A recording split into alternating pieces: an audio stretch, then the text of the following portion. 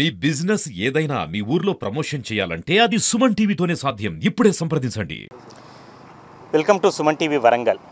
మనం ఇప్పుడు హన్మకొండ కమలాపూర్ మండలంలోని గూడూరు అంబాల ప్రాంతంలో ఉన్నాం. ఆ మార్గ మధ్యంలో ఉన్నాం.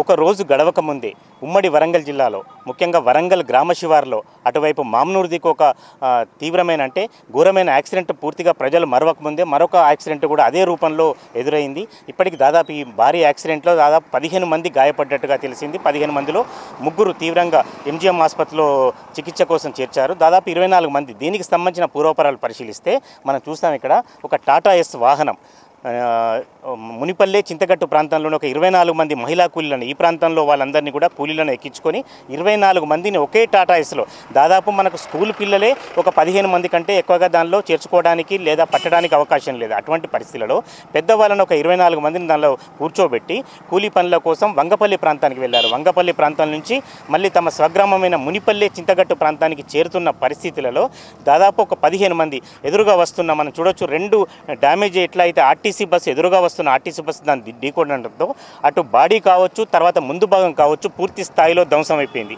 ఇటువంటి పరిస్థితులలో ఒక 15 మంది తీవ్రంగా గాయపడితే హుటాహుటిన అప్పటికే 108 కానీ ఇతర సహాయక సిబ్బంది ఒక ముగ్గురిని వెంటనే చికిత్స కోసం అంటే తీవ్ర గాయాల పాలైన వాళ్ళని ముగ్గురిని చికిత్స కోసం ఎంజీఎంకు తరలించారు. ఆ తర్వాత మరో 13 మందిని కూడా ఎంజీఎంకు తరలించినట్టుగా జరిగింది. ఇప్పటివరకు ఇంకా ఎవరికైతే ప్రాణాపాయ పరిస్థితి లేదు, కానీ తీవ్రంగా గాయపడ్డారు. దాదాపు నిత్యం ఏదో రూపంలో ఎదురవుతున్నాయి. మనం చాలామంది స్థానికులు కూడా ఇక్కడ ఉన్నారు. ఒకవైపు చెట్లు కూడా రోడ్డుకు పక్కనే ఉండటం కావచ్చు, లేకపోతే విపరీతమైన వేగంతో వాహనాలు కదులుతుండటం కానీ ఈ ప్రమాదాల కారణమని చెప్తున్నారు.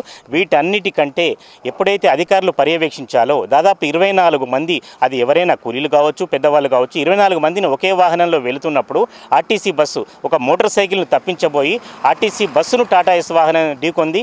మనం ఆ ప్రమాదం జరిగిన సంఘటనను ఒకసారి పరిశీలిస్తే ఎక్కడ చూసినా రక్తం మరకలు కావచ్చు, తర్వాత టాటా ఎస్ వాహనం 2 భాగాలుగా విడిపోయి ఎంత విధ్వంసానికి గురైందో కూడా మనకు ఖచ్చితంగా యాక్సిడెంట్ తీవ్రత దీన్ని బట్టి అర్థమవుతుంది.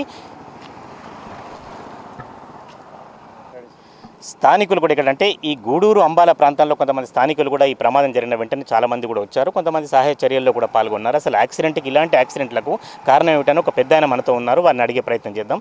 ఇటువంటి యాక్సిడెంట్లకు కారణం ఏమిటని మీరు అనుకుంటున్నారు? సార్, రోడ్డు రవాణా వారు డిపార్ట్మెంట్ వాళ్ళు కరెక్ట్ ఉంటే ఈ చెట్లు పెట్టబోదురు. ఈ చెట్లు పెట్టినప్పుడు అడవి వృక్షం వాళ్ళు పెట్టిరు, వాళ్ళకు కుదరది. ఉపాధి కలగాలని ఎక్కడికక్కడనే మాయమాటలతోటి మోసం చేసుకుంటూ ఎలుకట ఆర్ఎంబి డిపార్ట్మెంటు రోడ్ల మీద కూడా సూపర్వైజర్లు ఉంటారు. వాడు పట్టించుకున్న లేడు, వాడు ఇంట్లో అంటాడు, నౌకరు తెంగుతాడు. అంటే గూడూరు సందుల దగ్గర 2 నెలల కిందనే దగ్గర రోడ్డు విన 2 గజాల మొరమోసి డాంబర్ రోడ్డు విన మొరమోసిరు. అక్కడ యాక్సిడెంట్ అయింది. గొర్రెత్త అంటే రాత్రి 6 గంటల ముగ్గురు కాళ్ళు ఇరిగినాయి. ఈ రోడ్డు విన మనం ఎంబడి వాడి దొరుకుతలేరు, ఉరుకుతలేరు. ఆ ఆఫీస్ వాళ్ళదే, ఆర్ఎంబి డిపార్ట్మెంట్ వాళ్ళు మొత్తం పొరపాటు అంతా వాళ్ళదే. ఇంతకుముందు శనిగరం దగ్గర కూడా ఇటువంటి యాక్సిడెంట్ కూడా జరిగింది. అక్కడ అంగపల్లి కాడ అక్కడ కూడా జరిగింది సార్. అంగపల్లి కాడ క్రాస్ జరిగింది. వీళ్ళకి ఏంటంటే గవర్నమెంట్ ఉపాధి ఇస్తే వీళ్ళు బయటికి వెళ్ళిపోదురు కదా, ఉపాధి పని అని పెట్టి ఏ ఊళ్ళు కావాలో పని కల్పిస్తలేరు. మోసం మొత్తం దొంగతిండి. ఆ టాపిక్ వేరు. దాదాపు 24 మంది ఒకే వెహికల్లో వెళ్తున్నప్పుడు మరి వెహికల్లో వెళ్తున్న వాళ్ళు ఆగవలసి ఉంటుందా, లేకపోతే దానికి చెకింగ్ చేయాల్సిన వాళ్ళు ఆపాలా? ఇప్పుడు గవర్నమెంట్ చెకింగ్ వాళ్ళు ఆపాలి, దాని మీద పోలీసు వాళ్ళు కూడా చెకింగ్ చేసే వాళ్ళు కూడా ఆపాలి. అద్దు లేకుండా పబ్లిక్ను ఒక ట్రాలీ నిండా 25 కానీ 30 మంది కానీ ఎంతమంది ఉంటే అంతమంది వాళ్ళు ఇష్టం వచ్చినట్టుగా తీసుకొని వెళ్తున్నారు. ప్రజలను మభ్యపెట్టి తీసుకుపోతున్నారు పనులకు.